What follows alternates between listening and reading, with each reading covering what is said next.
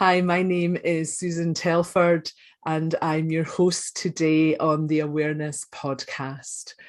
And it is my great pleasure to introduce my guest to you. I'm joined today by Regina Akers. And Regina, I want to begin our conversation.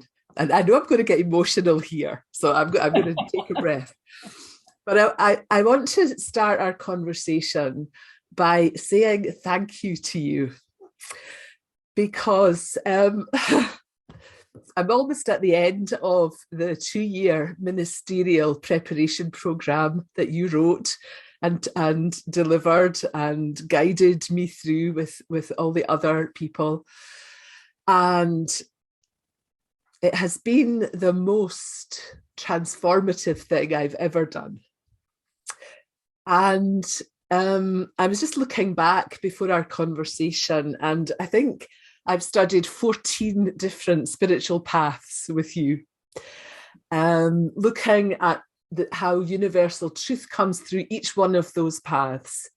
And yet, the most important thing has been your constant guiding us to look at inner wisdom, to rely on inner wisdom. And that has just been transformational. So thank you so much for everything you do, everything you are. And thank you.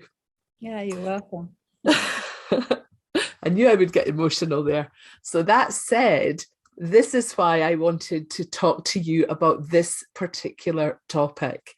We're here today to discuss, is it possible to live a completely guided life? And what is that? And how do you do it? And why would you want to do it? And all of that stuff. So in my haste to thank Regina, I'm just realizing that I have not read her bio, so I'll just do that now.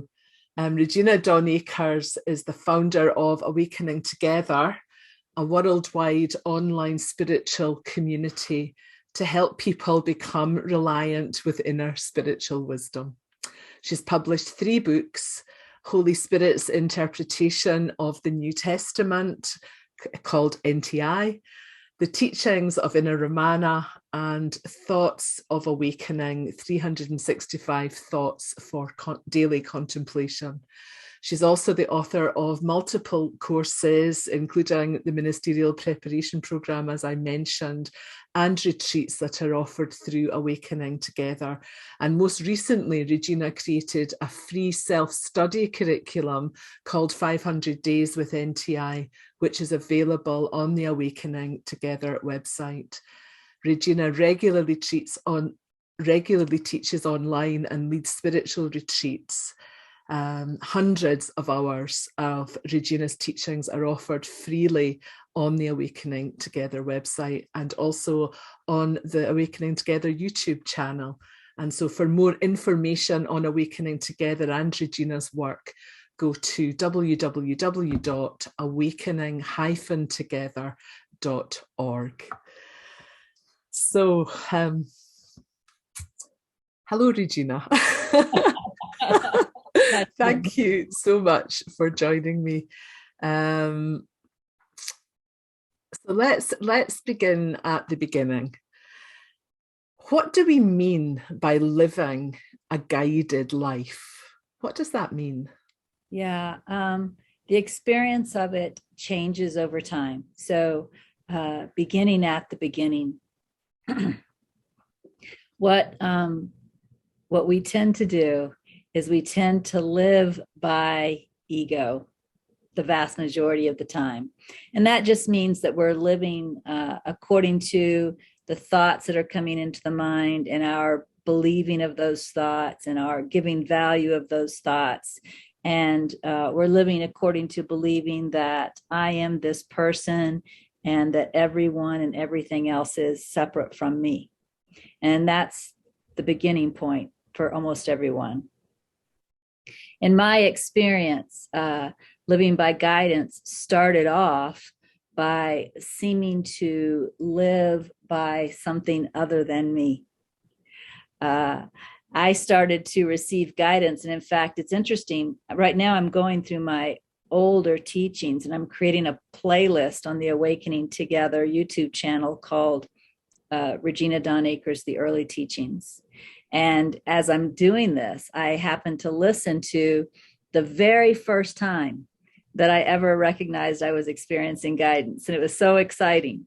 But it was interesting how it happened because I was both following my intuition and the universe was bringing these spontaneous events to me, and they all collided into an answer to a question that just seemed miraculous. It seemed to be beyond the way I experienced the world before. I knew I was being guided because I was following intuition instead of thinking, instead of doing things my normal way. And the universe seemed to meet me by also playing its part in ways that I could not have controlled, even if I had been trying to follow my own thinking. Just briefly, I had a question in the mind. I was beginning to experience peace in a way that I hadn't experienced peace before. And I had a question in my mind: am I psyching myself out, right? Am I just making all of this stuff up? And I was going to go on vacation, and I wanted to take a book with me that would allow me to continue to study my spiritual path while I was on vacation. And I kind of heard about this particular book by Gary Renard called The Disappearance of the Universe. And I had this feeling to leave work early and drive to the bookstore, which was out of my way, and pick that book up. And when I left work early, I also had this feeling to turn on the news network, NPR, which I never listened to. And so I turned that on, and what they happened to be talking about in that news story that day, which I wouldn't have caught if I hadn't left work early, was they were talking about how terrorists that strap bombs to themselves and like go on buses and blow themselves up, et cetera, how they really psych themselves out into believing that they're going to go to heaven if they do this. And so they're able to get on a crowded bus and, commit suicide and kill lots of others in peace. And that kind of added to my thought, oh my goodness, what if I'm just psyching myself out? Well, I got to the bookstore and I picked up this book, Disappearance of the Universe, and went out in the car, and I still had a few more minutes before I needed to go pick my daughter up at daycare. So I decided to just open it randomly and start reading. And I opened it randomly to where Gary Renard was talking to Artin and Persa, and they started talking about the exact same thing, these terrorists who psych themselves out. I mean, it's just like the same thing I just listened to on NPR. And what they went on to explain was the difference between this peace where you psych yourself out and the difference between real peace is that in real peace, everything is enveloped in that peace. Like you love your brothers, you accept the current situation, you no longer see separation, you're no longer seeing differences and seeing enemies. And of course, these people who get on the bus think they're still an enemy. By killing the enemy, they're doing good. But it answered my question. And it answered my question in a way that I totally knew I was being guided, because the way I had the intuition to leave work early, and the way I had the intuition to turn on NPR, and then the way I went and got this book and opened it randomly to the exact same place where it answered my question, it was too perfect. You know what I mean? It was just too perfect. So that was the very first time that I recognized I was following guidance. But it certainly felt like there was something outside of me orchestrating all of this. So you've mentioned a couple of words there. Yes. Intuition, yes, and guidance. So is there a distinction? And also you're saying it feels like there was something outside of me, and yet what we are talking about is inner spiritual wisdom. Yes. So talk about that, those two things. Is intuition different to guidance, and is it inside or outside? Yeah, that's a great great question. Well, like I said, when we first start out, because we're so involved in the egoic relationship, it does kind of feel like there's something outside of us that's participating in the guidance, even if it comes from intuition.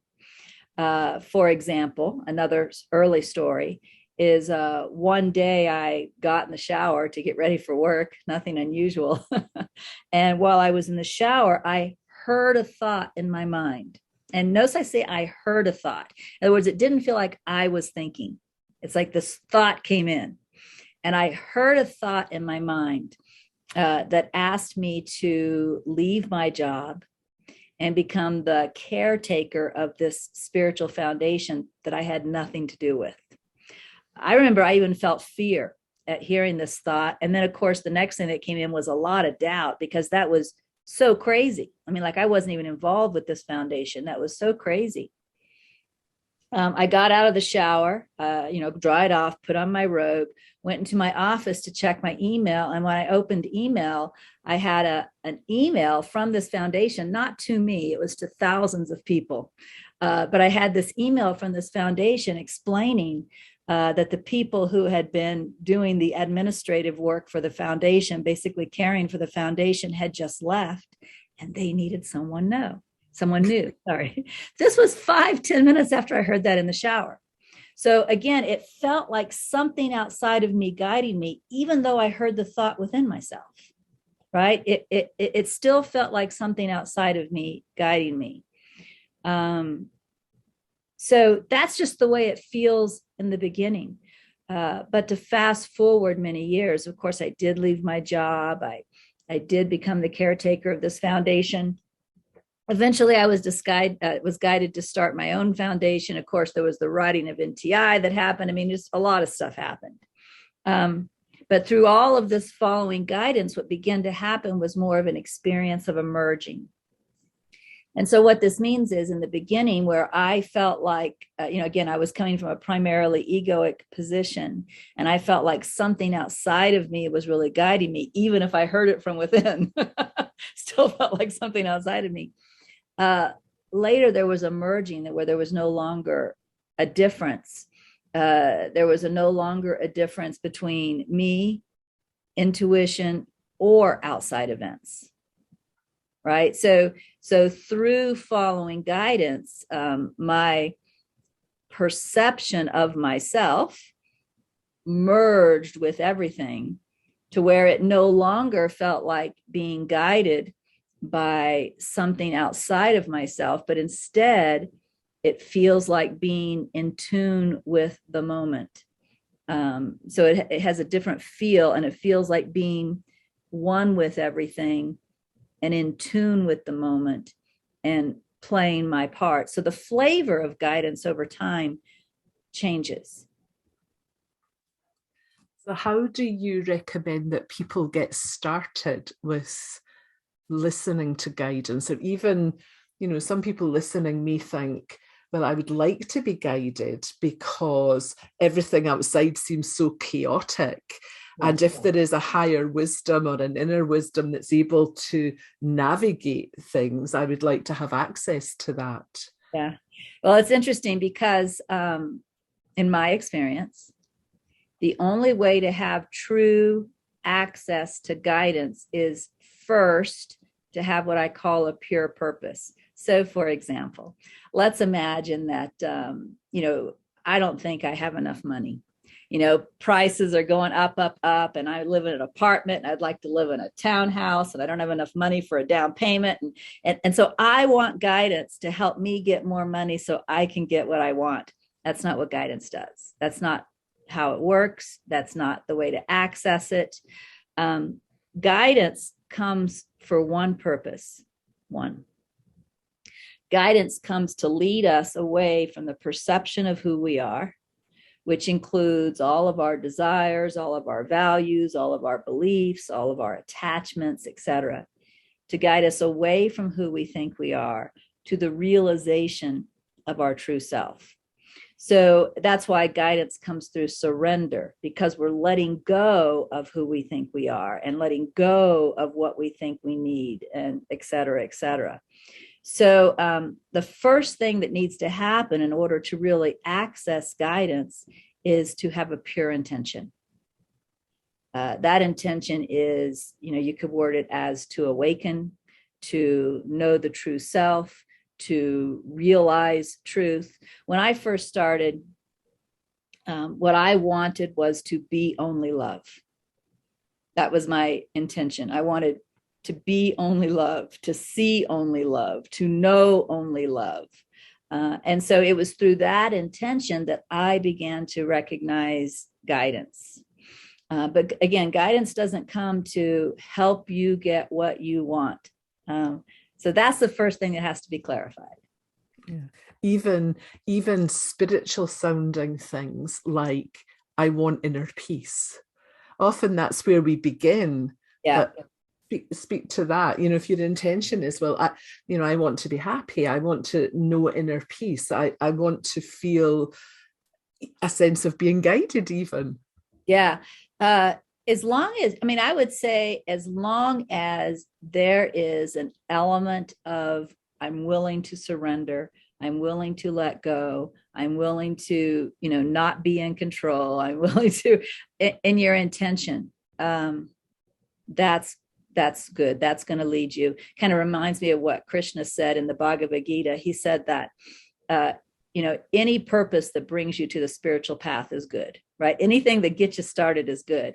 But he also said that in the end, the only thing that's going to allow you to finish, for lack of better words, is wanting only truth. So wanting only truth may not be what brings you to the path, but eventually you have to get to that purest of desires.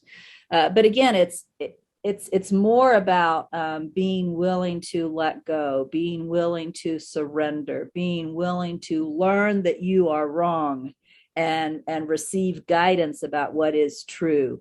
This kind of an intention needs to be in there somehow. When I wanted to be only love, obviously there was clarity that I wasn't only love, And so what I was looking for was guidance that would help me let go of, remove, drop everything in me that wasn't love so I could be only love. So that intention was there from the very beginning. I knew there was going to be letting go. Also, let me see if I can think of anything else that would be helpful to remember all the way back then. No, I just think that my desire was pure and there was an absolute willingness to surrender, to listen to something wiser than me and to surrender to it. Yeah. And a question that comes up that may be in people's mind is surrender to what? Let go into what? Yeah. You don't actually learn that right away, which is funny. well, that's what I'm thinking. Yeah, but to have that intention, but we don't even know what it means, or no. But what I've learned through my experience is that, especially in the beginning, when you begin to surrender to, and you can put words on it. You could say God, you could say the universe, you could call it the mystery. It really doesn't matter. Holy Spirit is the word I used in the beginning. Inner intuition, whatever. But what you learn, and when you start to surrender to it, is you actually start to get some very positive reinforcement. Like it teaches you that to surrender to it is the wisest choice you can make. And you start to get this really positive reinforcement, which leads you to feel more comfortable surrendering more. So most of us start surrendering, a little bit, like I'll surrender this decision, but not all of these, and that's okay. Because then we learn from that decision and we learn, we surrendered it and this happened in a miraculous way and everything turned out okay. And then we become willing to surrender more. But what are you surrendering to? That's probably more imagination than knowledge for a very, very long time. But what you can tell you are surrendering to is something that is there and something that you can trust. You've made some pretty radical moves in your life based on what you were guided to do. And I'm guessing that that was not an easy process. It was not just, I'm guided to leave my corporate job and move myself and my small daughter across the country. And oh yes, when do I go? How did you deal with all of that? Yeah. Did you think, is this my imagination? Even though I've had this, I saw the email, for example, but still, am I just making all this up? Am I about to completely screw up my whole life? Yeah, well, in fact, I just posted an old story last week. If anybody wants to go look it up on YouTube after they listen to us, the name of it is, I think it's called Fear, a Story, Regina Akers. And they can go listen to that because they're going to hear all of that you just said in there. Fear, a Story, Regina Akers. But the real answer to that is, in the beginning, I was terrified. In the beginning, I always say it felt like almost all fear, but it must have been 49% fear and 51% trust, because the trust won, because I did it, but the fear felt enormous. But I remember when I was guided again to leave my job and to move with my daughter and to become the caretaker of this foundation, which it's important for people to know. I had a 6-figure income, and now I was moving to 0 income, so this is important for people to know, because this, of course, was a big part of the fear. But when I was contemplating that move fearfully, an image came into the mind. That's all I can answer. An answer was given. And the image that came into the mind was of an old American TV show called Let's Make a Deal. And the host would go out into the audience, and people would come with big bags full of stuff and dressed in costume. And he'd walk up to somebody and he'd say something like, "If you have a stapler, I'll make a deal with you." And they'd dig through their bag. "I have a stapler. I have a stapler." And he'd say, "Okay." And then he'd put 3 doors in front of them. He'd say, "Pick which one of these doors that you want." And they'd pick a door. And they get to keep whatever was behind that door, trade their stapler for what was behind the door. And in the image that came into my mind, what was behind door number 1 was a washer and dryer, which is a pretty nice thing to win, especially, back when this show used to be on. Not everybody had one then. And kind of what I heard as I saw this image in my mind was that I had the washer and dryer life. I had a pretty good life. I had a good job. We lived in a nice town. My daughter went to a good school. I had the washer and dryer life. But now, did I want to trade that washer and dryer that was behind door number 1 for whatever was behind door number 2? And what was behind door number 2 was still a mystery. That door hadn't been lifted up yet. And on the TV show, it could be something more spectacular, like a trip to Hawaii, or it could be something really not spectacular, like a rubber chicken. It could be anything. Yeah. So you're really taking a risk when you trade in your washer and dryer. That when this image came to my mind and I was being offered door number 2, which meant the life of following guidance instead of my own way, I knew that if I didn't take door number 2, I would always wonder what I didn't take. Yeah, what was behind that door? I knew that if I continue with my own life, somehow it would lose its luster, because I'd always wonder what I didn't take. And so just bringing that image into my mind and letting me look at it from that point of view gave me the clarity I needed to say yes to guidance, even though I was terrified. So you can see, even that image coming into my mind was a part of guidance, right? I still got to make the decision. You're never coerced, but I was given the perspective I needed to help me say yes. Yeah. It clarified what you really wanted. Yes, it clarified what I really wanted. And, now, of course, that was back in early 2005 when this guidance started coming. And now we're sitting here in early 2022. And, you read off this long list of things that Regina has done. And of course, even that was a short list. Now we look back and we can see what was behind door number 2, not to mention my own awakening, and it's amazing. It's amazing. But then when I started, I didn't know any of that. I just knew I was giving up what I had. I'm so glad you opened door number 2. So the title of this is it possible to live a completely guided life? So guidance is not just about the big life decisions, the major things. I mean, can we be guided in just the little things, like, yeah, for example, what to eat, what to wear, what to do? Yeah, in fact, I would say the most common types of guidance are things like listen. Somebody's talking to you and you're thinking, you're not listening. Listen. There's something that you're tempted to judge, and you might look again. Notice your judgment. You might be moved to breathe, relax, accept, trust, be willing to not know. Right? These types of guidance are the most common. This is the everyday guidance that brings you to the space of peace and then keeps you in the space of peace. So that type of guidance is the most common type of guidance. And then again, yes, it will guide you in what to eat.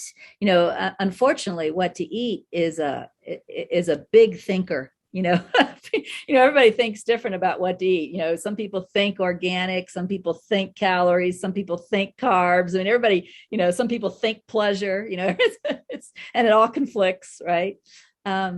So you can follow guidance in what to eat if you're willing to let go of all of your thinking about it. And it's funny, but there's a huge resistance, even with people on the spiritual path, to let go of that control.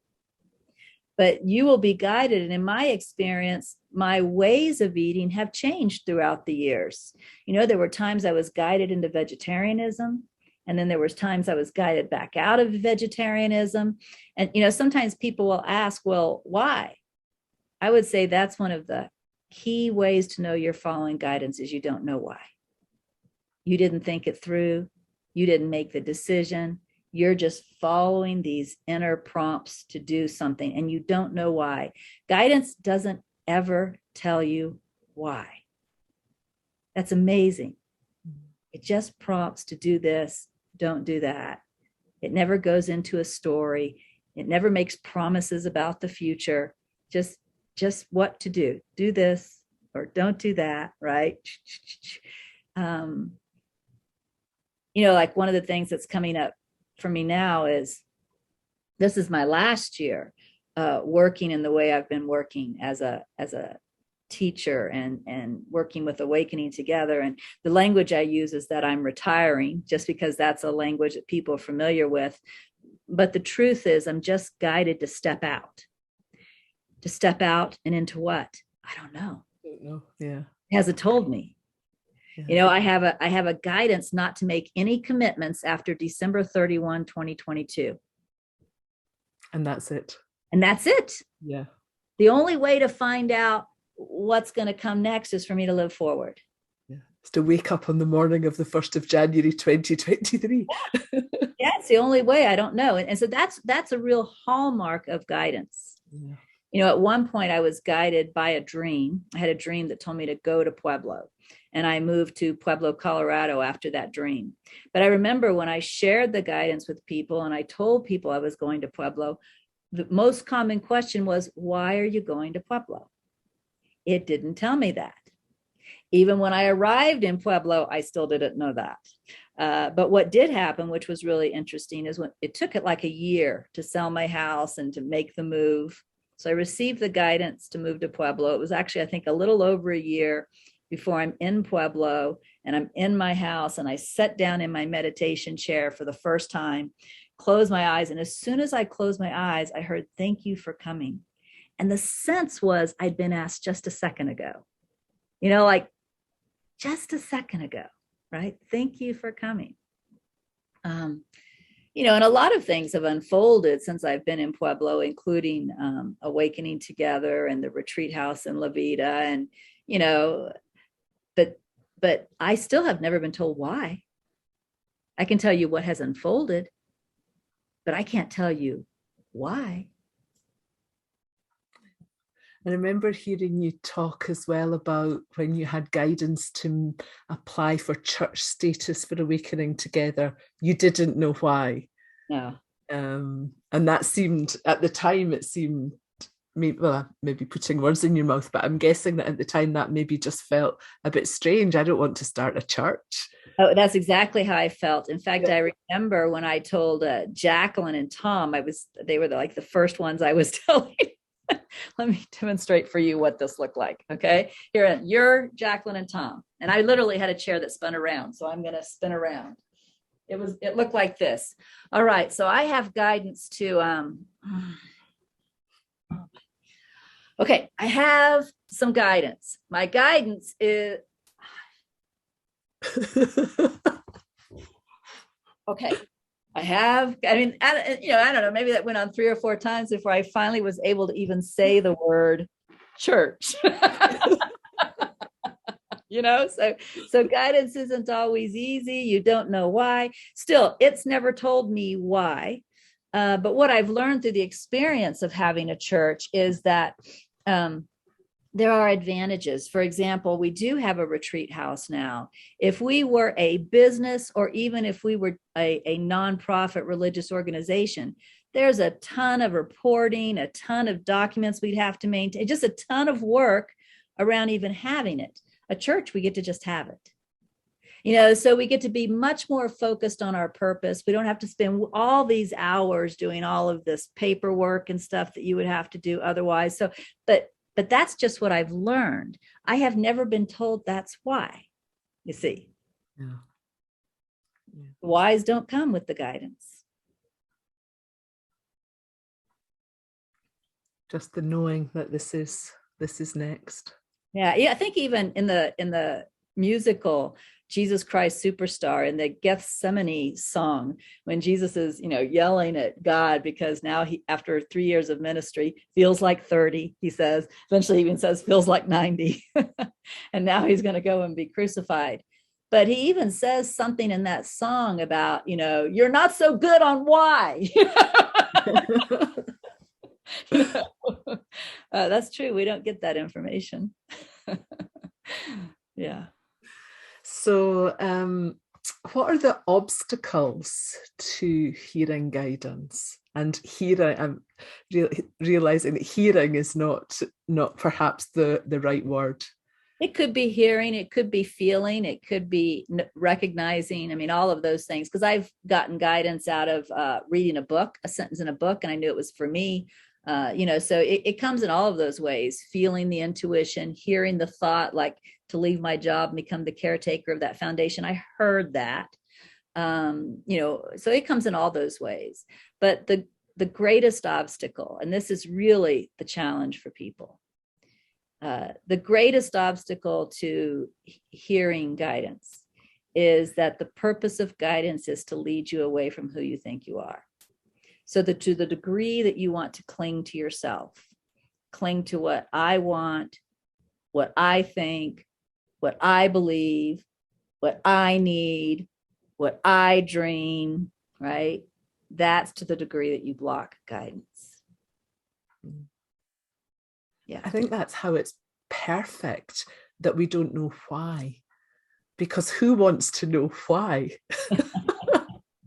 Yeah. The very self that we're being asked to let go of is the one who wants to know, yeah, but why? What will I get from it? You're right. That's what we want for the why, is what will I get from it? I never even had that insight. That's perfect, Susan. Yeah. Yeah. And it's not promising. Now, again, it's so funny because, like one of the things I had done, I had adopted my daughter from China. And when I adopted her, this was way before I was on the spiritual path, I had this thought in my mind that when she was 10, I would like to bring her back to China so that she could see the country that she was born in. Well, by the time she was 10, I was following guidance and I was working for no money, had zero donations, no money coming in. I was living off of my savings, which was, of course, dropping every time I bought groceries or paid a bill. And I realized when she turned 10, I thought, oh, well, I wanted to take her to China this year, but I guess that's not going to happen. I didn't even say anything to anybody about it. I just let it go. That night, the phone rang. Now, it was my dad, but my dad has never, ever given me a large gift. I know some dads do all the time. My dad never has. My dad calls that night, and they remembered from way back when I wanted to take Jasmine to China when she was 10, and they offered to take us and pay our way. I felt like, like the universe was just saying, thank you for all you've done. Here's a little something that you wanted that we're going to give back. So, I think there's a line in A Course in Miracles where it says something like, you'll get everything that doesn't hurt you. And apparently taking my daughter to China wasn't going to in any way cause me to cling to me, right? It wouldn't hurt me. So even though I could not afford that myself, the universe through my dad went ahead and gave that to me. So you do receive, it's both giving and receiving that occurs, but you are letting go of the self. And if you're not letting go of the self, that's the obstacle. Yeah.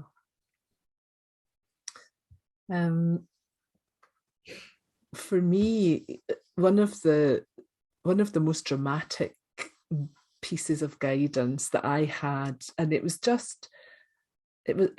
almost, I wasn't looking for it. I wasn't on a spiritual path. Just for context, I was on a bit of a spiritual path, but not really seriously. For context, I was off sick from my job as a high school teacher. I was looking as though I wasn't going back. I was really angry and upset because I'd gone to university when I was 43 to retrain, did a degree in mathematics, and became a high school teacher and subsequently head of year. And I loved the job. I had pastoral responsibility for 200 kids, felt it was my vocation, and it seemed to just have unraveled. And I was writing in my journal one day, and I wrote, I always used to write to God or whoever. I was, asking questions. It was like my conversations with God, I kind of called it. And I wrote in my journal, I don't understand. I just don't understand. I thought I was supposed to be a teacher of mathematics. I thought I was supposed to be a teacher. And what came out of my hand was, yes, not a teacher of mathematics, a teacher of God. And I'd had the course. I'd read. I was one of those people who read the first 50 lessons, threw the book across the room, and did that for 20 years.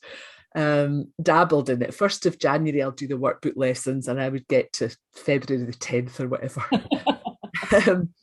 And so I Googled teacher of God, and the Teachers of God Foundation came up in Google, and I thought, that's strange. And I just kind of left it, but that would not leave me. It was just coming back, this thing about Teacher of God.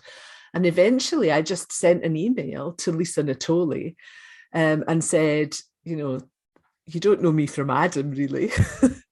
But I've got this real sense that I'm meant to work for you.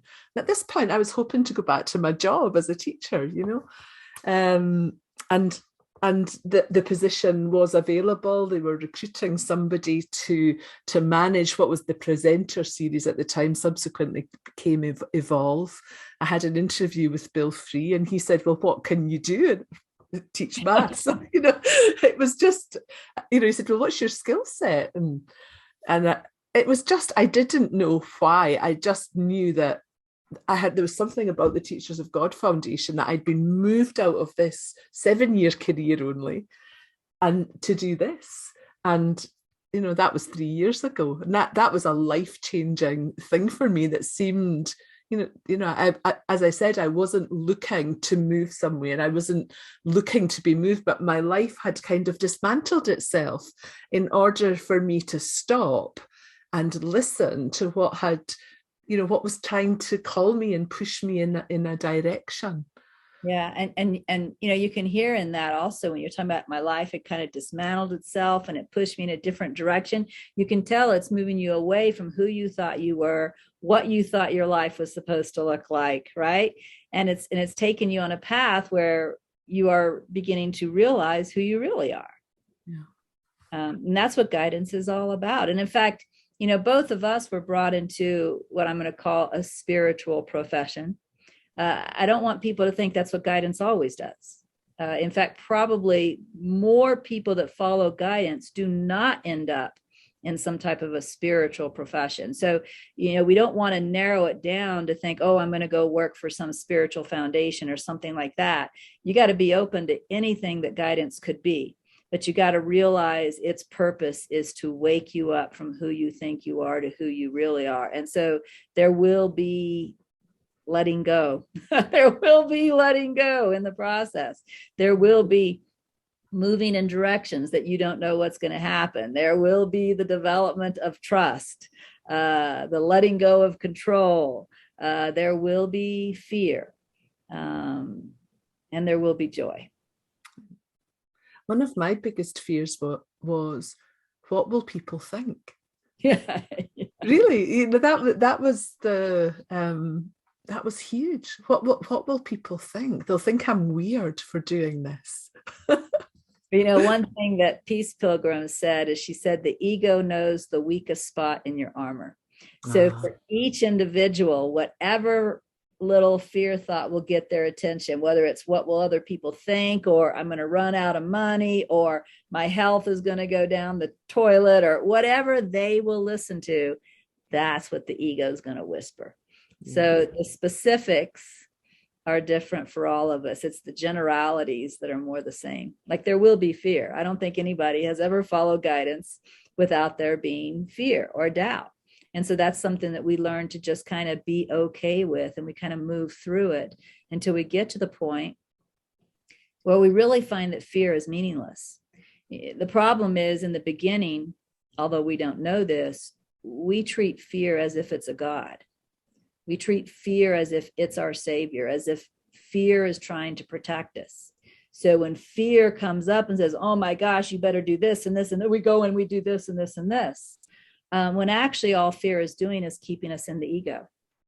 When we learn that fear is not protecting us, and we learn that inner wisdom is what really has our best interest at heart, and we learn to disregard fear, be okay with it here, but not listen to it and go do what inner wisdom says, this is when we really become free of fear. In fact, in the Bible, I believe it's in the book of John, Jesus compared the ego to a hired hand. A hired hand, if you think of somebody who's taking care of your stuff, is not going to care as much about your stuff as you do, right? So Jesus said, I am the good shepherd. In other words, I'm the one who really cares. And we can say that of inner wisdom, whether it feels like Jesus or not. I'm the one who really cares. The ego is the hired hand. It doesn't really care. It only cares about itself.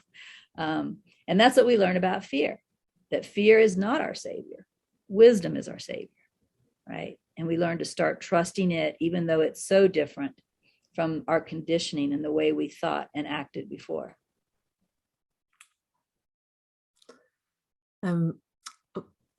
One of the things that you've said 2 or 3 times that might not be something that people know. So this is quite a huge question, but I'm going to ask it anyway. You've said a couple of times it's about moving from who we think we are to who we really are. Yeah. Who are we really?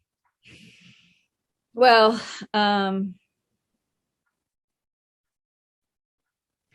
people have put different names on it over time. I'm going to quote the Tao Te Ching, because it says, the Tao that can be told is not the Tao. That's the same as saying the God that can be spoken of is not the God.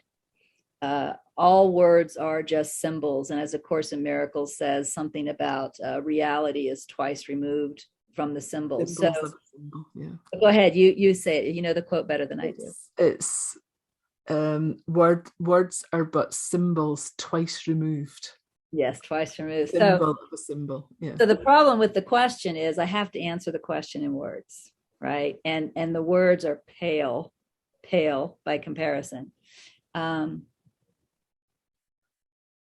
what we are is that isness, which is a word that, is, I don't know if it's in the dictionary. I don't think it is, but isness, that is all things and is the source of all things. I remember once when I was a new course student and I was still working, I was in my office and I had this whiteboard and had all this stuff written on it. And I was guided to erase the whiteboard. I erased the whiteboard. And then I was guided to write really big on the whiteboard the word is, I-S, is. And then I was told to contemplate that word, because that's the only word in the English language that actually means anything. Mm-hmm. You see, that's what we are. We are is. That's what everything is. Everything is. Is prior to form, and it's within all of form, prior to manifestation and within all of manifestation. Is intelligence that far exceeds what we think of as intelligence, which is the thinking mind. Is prior to the birth of a being. It's present within the being, and it continues beyond the being when the being dies and decays. So, we think of ourselves as the being. We think of ourselves as the person who was born. Unfortunately, we usually think getting older, and then dying. But that's not what we are. That's what awakening is all about. Awakening is about having your identity shift from thinking I am this to realizing I am is. And usually people put other words on it. God, universe, the absolute, the supreme, the Tao, right?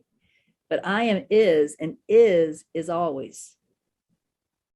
And therefore I cannot die. Regina can die. Regina will die. But I is cannot die. I am all things. I am in all things, and all things are in me. Does that answer your question? Yes. And I'm sure it raises many, many more questions for our listeners. One of the things that today, actually, I just, as you know, I facilitate one of the gentle healing groups at Awakening Together. And your tip today for the lesson we were on, you were talking about how your dad said that when he died, he would be buried, and his body would decay and go in the soil, and in that way, he would become plants would grow out of the soil, and the birds and the rabbits would eat the plants, and then something else would eat the rabbits and the birds, and like life continues. Yes, that's it, except my dad had it very attached to form, but the idea is in that. And see, and he said to me, I can never die. And then he explained how basically his isness continues in all of life, but he saw it as having to pass through in a form kind of way. And that part isn't true. It doesn't have to pass through in a form kind of way, like the bird having to eat, the plant that grew out of my soil. That's not that specific, but the general idea that I am the is, not the person. And so I live forever is true. Yeah. So you are going to be our teacher in the Integrated Awakening series in April. Yes. And you're going to be teaching a whole month on how to live a completely guided life. So tell us a bit about that. Well, let me share something with you. At this point in my life, I am more empty-headed than full-headed, which means it's very difficult for me to tell you what I'm going to say next month or the month after, whenever we're doing this. What I do know that I've done, because it was an assignment that you gave me, was I sat down and I wrote some descriptions, and I have those descriptions saved on my computer. And I have dates in my calendar on which I'm going to open those descriptions up and fill that out a little more. Right this moment, I can't remember anything else about it. Okay, well, I'll be able to prompt you. Let me just say this. One of the things that you learn as you live a guided life is that you don't need to know anything. This is very real. Everything you need will be given to you in that moment. And so you don't prepare in your head. You don't carry things around in your head. You appear to have no memory. But the reason you have no memory is, again, you're not carrying things around in your head. I am absolutely certain, even though I haven't got a clue what's going to be said, I am absolutely certain that it's going to be perfect because I know where it's going to come from. In fact, I have had people before, want me to do like a weekend retreat with them. And they're like, can you please send us an agenda of everything you're going to say, what we're going to talk about before lunch and what we're going to talk about after lunch. And I'm like, no. And do you want Regina or do you want Holy Spirit? Because if Regina plans this whole thing out, that's all you're going to get. But if you just let me show up with my trust and you let that spontaneous wisdom come in the moment and you let me share it, you're going to get a whole lot more. But I can't plan that. And I won't. And I've learned this with absolute certainty through my years of practice. So like I said, I do have some descriptions and I'm certain it will fit within those descriptions in one way or another. But we're going to have to discover this together because we're trusting beyond the person, right? And this is what following a life of guidance is all about. Otherwise, if I was planning the whole thing, I wouldn't really be following guidance. I'd still be following my limited mind. Yeah. So, well, perhaps I'll just give the categories then, just for people listening, so they can, I'm sure, after listening, they're will be interested in learning more. But the categories, there are 4, I'll give some detail. There are 4 classes, they're live classes, and they're each 90 minutes long. And in class 1, the title of that class is Clearing the Way for Clarity. So we've talked a little about obstacles, what the obstacles that can get in the way. And also something that I really wanted to highlight, because this has been so important in my own journey. You're going to teach us the skill of writing with inner wisdom. Okay, that sounds good. Yeah. And that's that has been so important. As I said, going through MPP, and it would have been easy to, intellectually kind of learn stuff about all these different spiritual traditions and how they fit together. That could have been an intellectual exercise, but actually contemplating passages or ideas and writing, kind of remember in the Adyashanti said in The Way of Liberation that I loved that he would go to a coffee shop and he would write everything that he knew about a topic, and then he would stop and he wouldn't write another word until it came from inner wisdom. I really took that on, that practice of writing to the edge of what I know and then waiting for more to come. And it has that was actually in his True Meditation book, in case anybody goes. Oh, right, yeah. Okay. True Meditation. Yes, sorry. Yeah, so that is something that you're going to be teaching us to do, which is so valuable.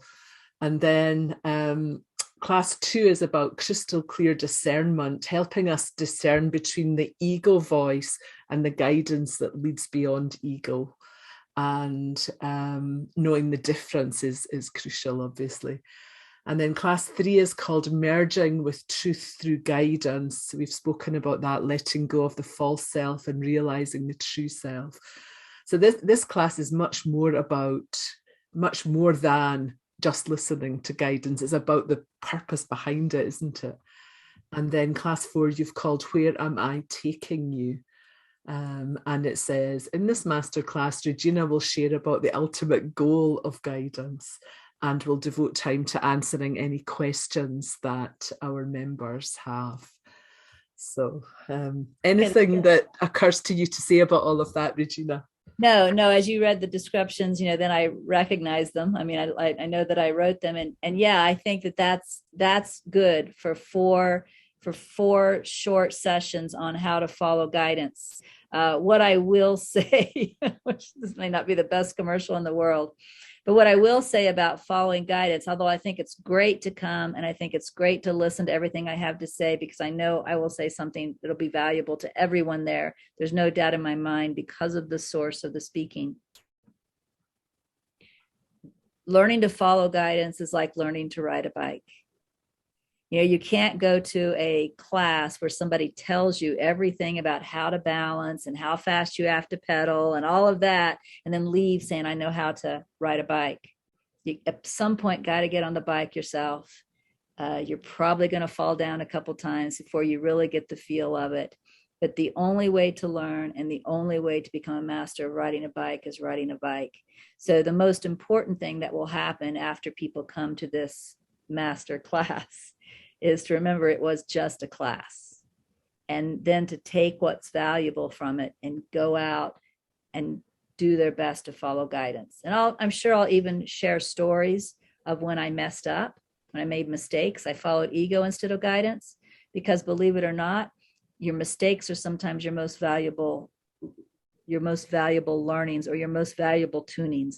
Like you can say, oh, I remember I felt that, and then I heard all this thinking and I did that instead.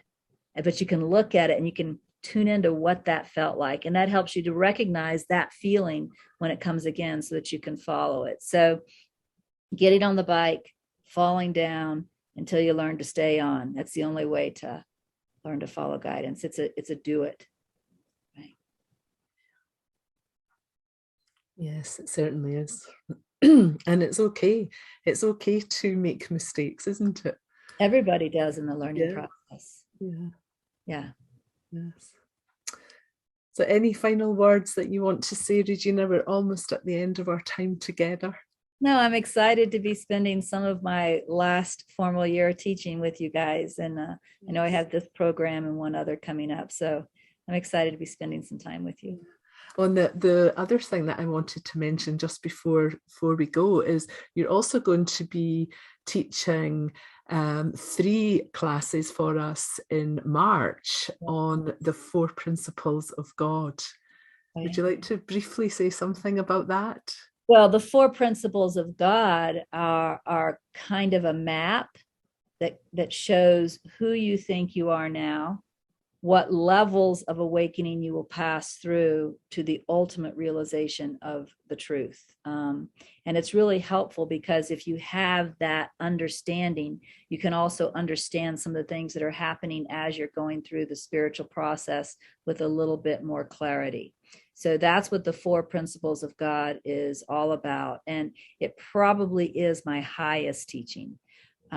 So I guess we'll be doing that in March. And then I guess this program about following guidance is in April. Yes. The 4 principles of God are over 4 Thursdays in March. All the details that you need will be linked in the show notes below. And the how to live a completely guided life is 4 Mondays in April. So we're going to be spending a lot of time together over the next little while. So thank you again so much. Nice talking to you. Yeah, thank you, Regina. Thanks everyone for listening.